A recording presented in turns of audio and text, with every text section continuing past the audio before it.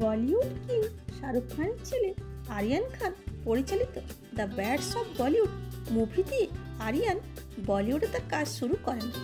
বুধবারে মুম্বাইতে অনুষ্ঠিত এই মুভির প্রিমিয়ারে অনেক তারকাকে দেখা গেছে। শাহরুখ খান, স্ত্রী গৌরী খান, মেয়ে সুহানা খান ও ছোট ছেলে আব্রাহাম খান সহ পুরো পরিবার এই অনুষ্ঠানে উপস্থিত ছিলেন। এমনকি আম্বানি ফ্যামিলিকেও এই অনুষ্ঠানে উপস্থিত হতে দেখা গেছে। মুকেশ আম্বানি ও নীতা আম্বানি তাদের একমাত্র মেয়ে ঈশা আম্বানি সহ এই অনুষ্ঠানে উপস্থিত ছিলেন। ঈশা আম্বানির বেস্ট ফ্রেন্ড নভ্যা নন্দনও এই অনুষ্ঠানে উপস্থিত ছিলেন ও ঈশার সাথে ক্যামেরার সামনে পোজ দেন। ববি দেওল তার ফ্যামিলির সঙ্গে এই অনুষ্ঠানে উপস্থিত হন। অন্যদিকে আমির খানের বর্তমান গার্লফ্রেন্ড গৌরী স্পেটও এই ইভেন্টে দেখা গেছে। চাঙ্কি পান্ডে তার ওয়াইফ সহ এই ইভেন্টে অংশ নেন।